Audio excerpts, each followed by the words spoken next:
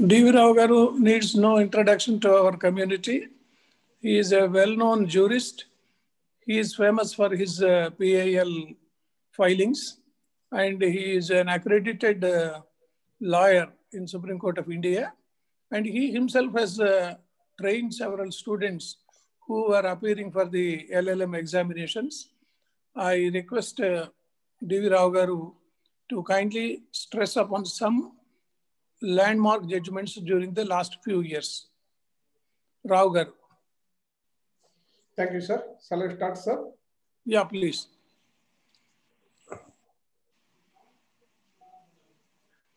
Is it audible, sir? Yeah. మీరు video on చేయండి. Video. So today the topic is మీరు video on చేయలేదు.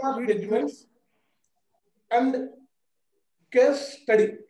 Means how we have to prepare the landmark judgments, because the judgments are in maximum number of pages, means 200 pages, 300 pages. So how we have to read, how we have to prepare. So what type of questions will come? So is there any difference? You please start your video, Rao Garu.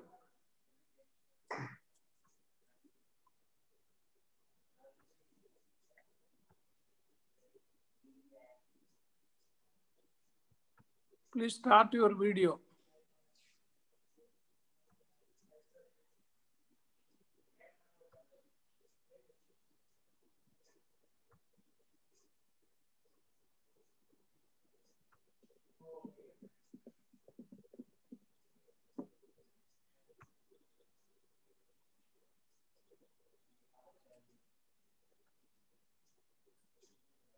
Sir, shall I restart? What about your video? Your video is not visible. You can rejoin, sir. You can rejoin. Okay.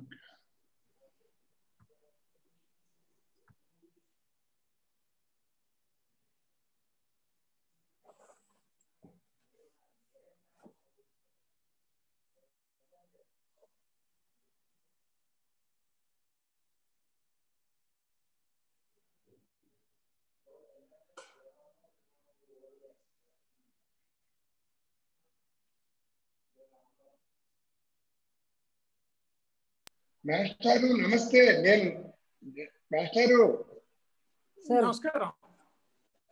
నమస్తే మాస్టారు. నమస్కారం రావు గారు. Good evening sir. Good evening. Thank you. అమ్మ Shailaja madam నమస్తే తల్లి. Yeah good evening sir. Good evening. Thank you very much.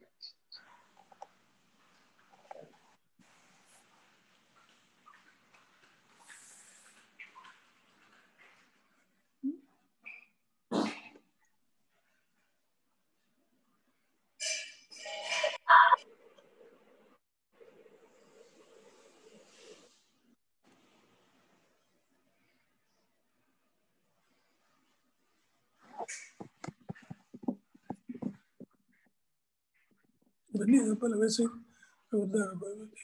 మొత్తం ఎక్కడ చోట పెట్టేసి అక్కడ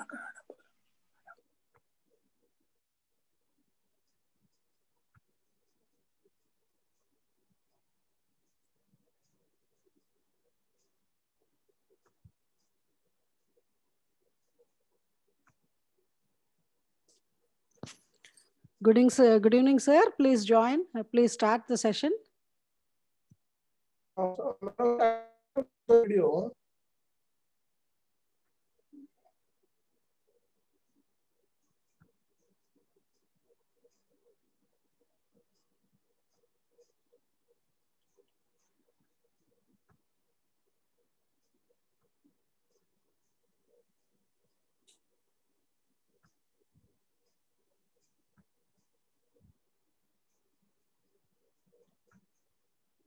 Is there any problem, sir, opening the video? Yes, madam. Yeah, yes, sir. Now we can. Now it is okay? Yes, sir. Yes, sir. Yeah. Yes, sir. Please start, sir. So today the topic is familiar cases and case study. How to study the familiar cases? Means already it is a judgment. Judgment means if we read, we can get every answer. There is no difference between the passage and the questions as well as the judgment and the questions. But what is the difference? The difference is that only time. Only time. You have to read these judgments, familiar judgments, within the short test period. Is it possible? Because nearly 40 to 50 familiar cases you have to read. 40 to 50 familiar judgments you have to read. How to read? What is the means? What are the steps you have to take to prepare the familiar cases? What is the strategy that I will teach you today? First, we have to select the familiar cases. What are the familiar cases? Means, according to the previous papers, first one, S.R. Bommai's case, S.R. Bommai versus Union of India. As well as second one is A.R. Antule. A.R. Antule's case. And the third one is Maneka Gandhi versus Union of India. And the fourth one is Keswananda Bharati.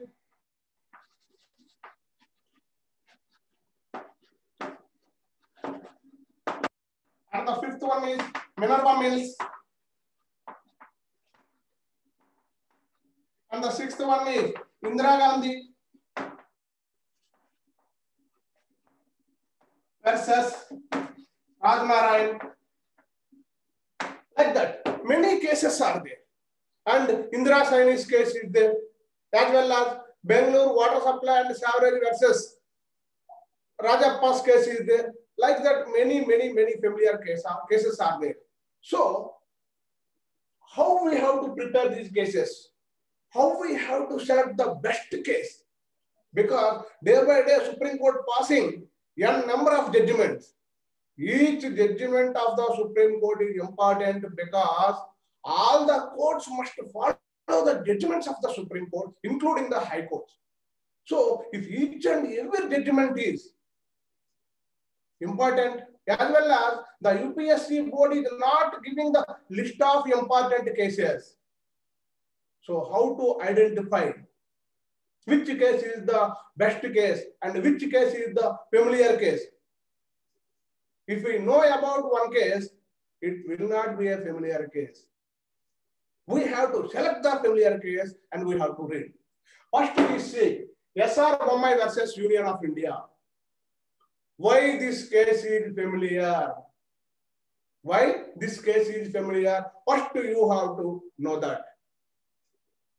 This case is familiar because in this case, Supreme Court cleared about the powers of the president under Article 356, SMS, concept of secularism. SMS, concept of secularism. Because of that, this case became familiar. So, how to study this case? Means, take any familiar case if you want to study. First one, you have to know the basic facts or facts of the case. And second one, issues in that case. And the third one is arguments of the petitioner. And the fourth one is arguments of the other side, means respondents. And the fifth one is judgment. And the fifth one is judgment. In this way, you have to categorize that judgment because it is very difficult to cover entire judgment. Even if you read the judgment, it is very difficult to understand. So how to read? Because already I told you there is no difference between passage and questions as well as the judgment and questions. But the main difference and one and only difference is that saving time and nothing more than that. So how to save the time means first to prepare any familiar case, you have to categorize that case as facts in that case as well as issues in that case. And the third one is arguments of the petitioner as well as the next one is arguments of the respondent, whether it may be the state government or it may be the Union of India, may be the respondent. But what are the arguments of the Union of India or the state government means that is the respondent in that case. And the last one is judgment. Like that, you have to categorize that judgment.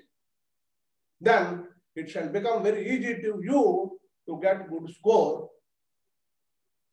from that familiar cases. So now take SR Bommai versus Union of India. Already I told you this case is familiar because of, in this case, Supreme Court cleared that what is the power of President of India under Article 356 as well as what is means concept of secularism.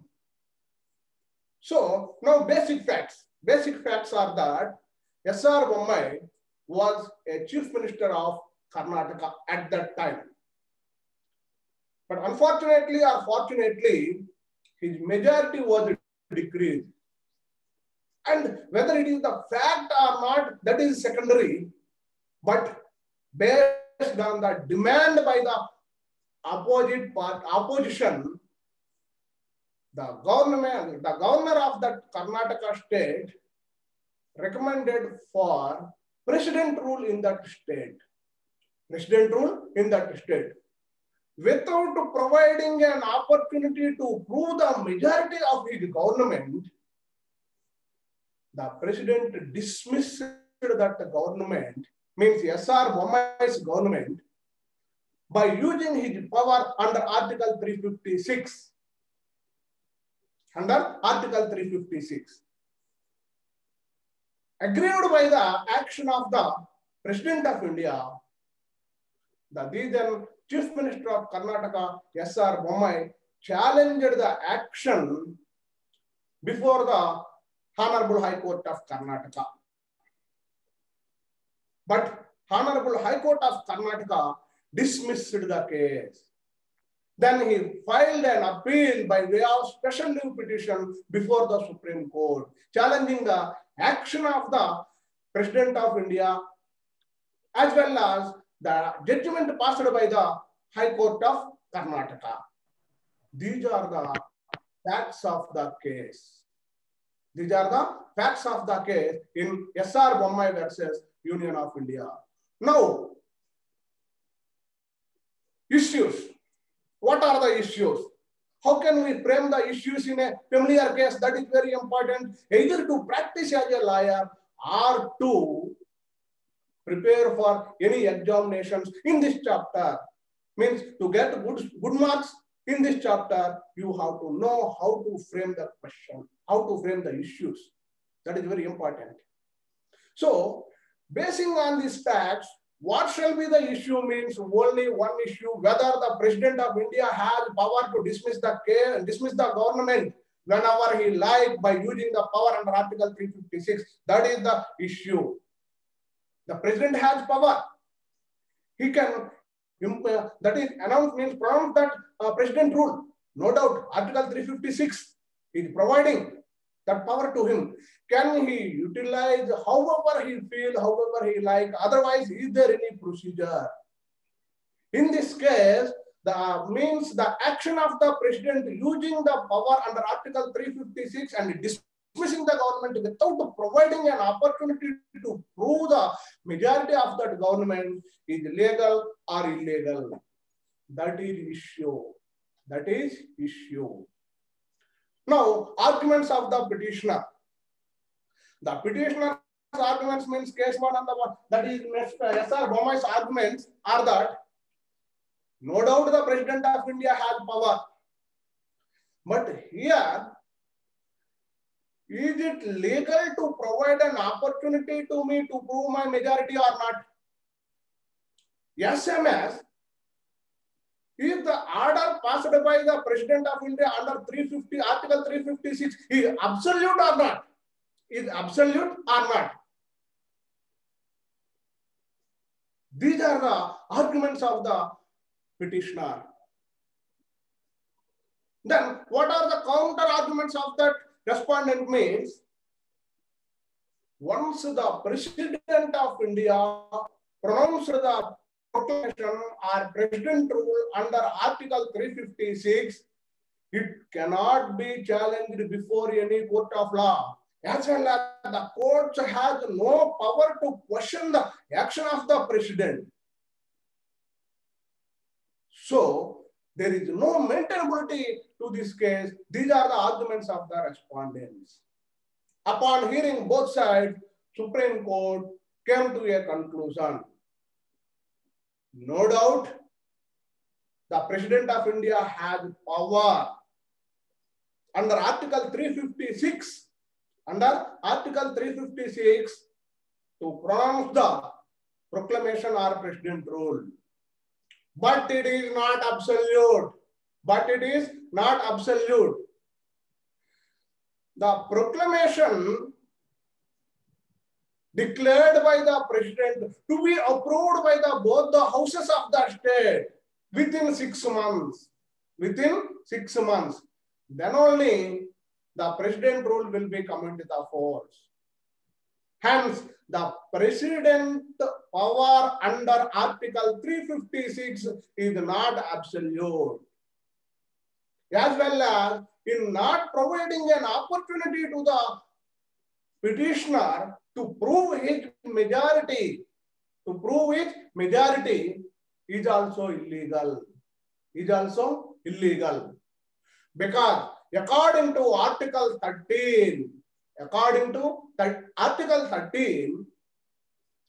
either the law passed by the legislature or the action of the executive cannot override the fundamental rights of the citizens. Hence, the action of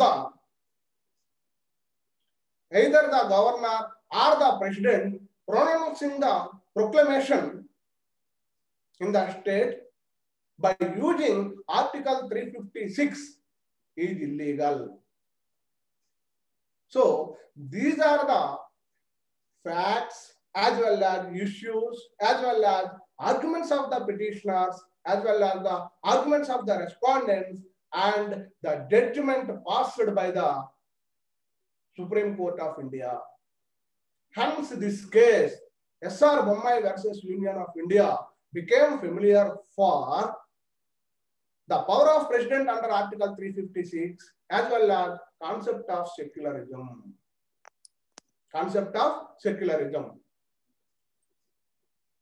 Now, we can take the second familiar case. What is that second familiar case means? A.R. Antule versus Nagaraja. So here, what is the case means? As I told, why this case become familiar? A.R. Antule's case become very familiar. For what? Why this case became familiar? What is the background of the case? First, we have to know, because already I told you, Supreme Court rendering n number of judgments day to day. So, out of all these cases, why A.R. Antule's case become familiar means, in this case, Supreme Court cleared the powers of the Supreme Court under Article 142. Under Article 142. What are the powers of the Supreme Court under Article 142? Because Article 142 provides the powers to the judiciary, means Supreme Court, to do complete justice. Means whatever the order passed by the Supreme Court shall be applicable to the entire India under Article 142. So can it be misused? If it is misused, who has to correct? How has to correct? That is decided in this case. Hence, this case became familiar for powers of Supreme Court under Article 142. As I told, to read this case, how you have to prepare? I told you first you have to share the facts from this case. Next, you have to share the issues, or you have to frame issues in this case. And the third one is you have to mark, note, or identify the arguments of the petitioner. As well as you have to identify or note down the arguments of the respondents, and final operative part of the court or the judgment. So what are the facts from this case? Facts are that A.R. Antale worked as a chief minister for Maharashtra at that time. He misused some of the powers of a trust, which is working in the interest of the students' scholarships.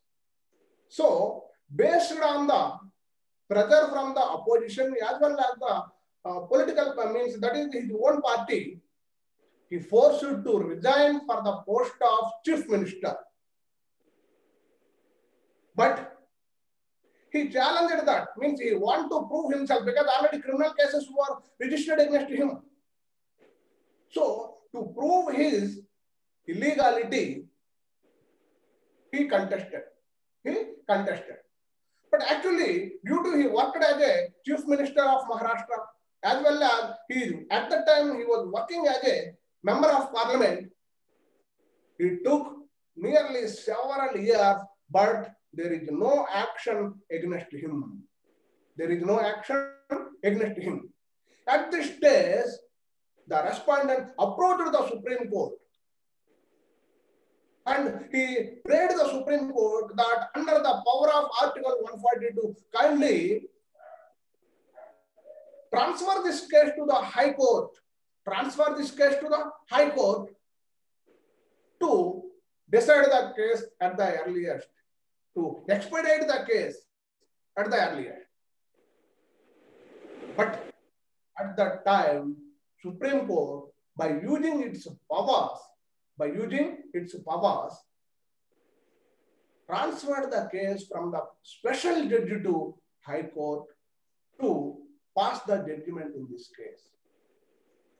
It was happened in 1984. So almost all the means entire India shocked on the action of the Supreme Court, because it is a Supreme Court. The powers cannot be misused. Because with full of confidence, the framers of the Constitution of India has given that much power to the Supreme Court to do the complete justification, but this power cannot be used to misuse the for the purpose of injustice. For the purpose of injustice. Then already High Court has passed the order and convicted him. Then again, Supreme Court voluntarily, after 4 years, means in 1988, revised his judgments.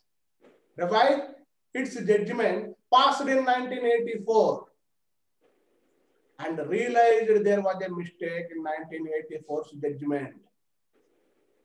It is essential to provide an opportunity to appellant for the remedy. It is the right.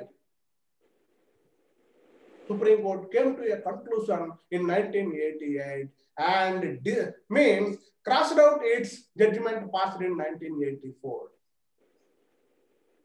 These are the facts in this case.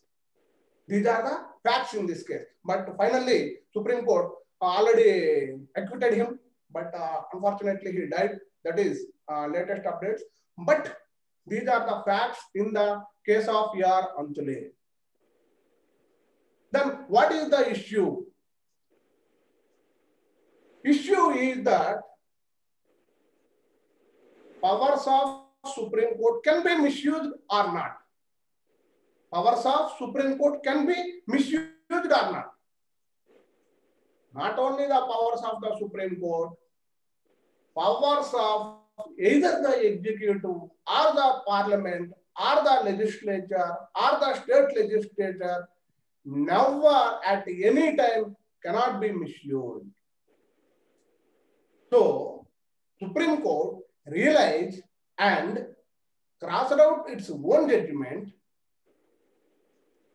and already passed the guidelines that it is the right, the appellant can demand for the remedy because of its right.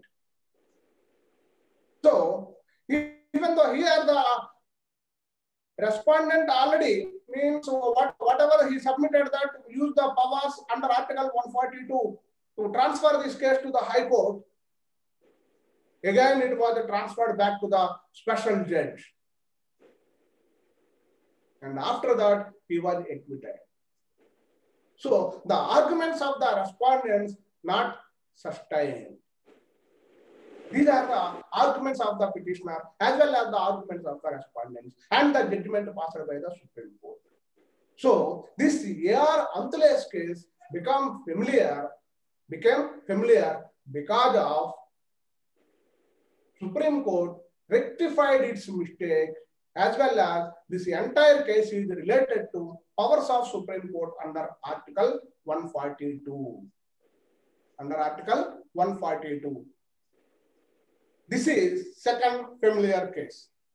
As well as come to the third one. What is the third one means? That is Maneka Gandhi's case. Why this Maneka Gandhi's case? Sir, doubts are there? Otherwise, shall I continue the third case, sir? Yeah, we will ask them to have their doubts. Dear students?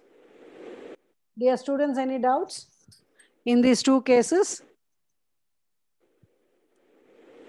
You can continue, sir. After the third. After the third case, we can. Okay, third one, Maneka Gandhi's case. Why this Maneka Gandhi's case became familiar? Because this case is related to tests of equality before the law. Tests of equality before the law. Because according to the Article 14, all are equal before the law. All are equal before the law. But if there is any discrimination, what to do? That is the question, and Supreme Court cleared that all are equal before the law. So this case is related to equality before the law, hence this case became very familiar. So now we will do the case study. That is Maneka Gandhi versus Union of India. Facts of the case, issues in this case, as well as arguments of the petitioner, arguments of the respondent, as well as the judgment. Facts of the case. What are the facts of the case means? Maneka Gandhi applied for a passport to go to the abroad. Passport was issued to her. But due to some dispute with her mother-in-law, according to the means, that is order passed, means moral order passed by the mother-in-law of the petitioner Maneka Gandhi, the passport officers impound the passport of Maneka Gandhi. Then Maneka Gandhi questioned the passport officers, what are the reasons to impound my passport? They refused to give the reasons for their action. Simply, they have given the reply that under Section 10 of the Passport Act of 1977, we have power to impound the passport of any person at any time in the interest of public. In the interest of public. So we have power, hence we have impound the passport. No need to give more reasons to you. These are the facts of the case. Aggrieved by the action of the passport officers, Maneka Gandhi challenged this action before the competent court. What is the issue? What is the issue means? It is also the issue. Here the issue is Article 13 versus Section 10 of Passport Act 1977. So, the issue is, can the passport officers impound the passport of a citizen without any ground or reason is the issue. Is the issue. Maneka Gandhi's means petitioner's arguments are that under Article 14, everyone is equal before the law. Means all are equal before the law. As well as right to travel means travel to abroad is a right. So why the passport officers misused their power and impounded her passport illegally are the arguments of the petitioner. And the arguments of the respondents, means Union of India, that is passport officer, is that is the power. We did not violate our power. According to section 10 of the Passport Act 1977, we have power to impound passport of any citizen in the interest of public. In the interest of public is the arguments of the respondent. Upon hearing the both arguments, Supreme Court passed the judgment and clear that even though the power under section 10 of Passport Act 1977 cannot override fundamental rights of the citizen in terms of Article 13. So the action of the passport officer is illegal. Hence, this case became familiar for tests of equality before the law. Hence, this case, Maneka Gandhi versus Union of India, became familiar. These are the cases. So already only 30 minutes time is given.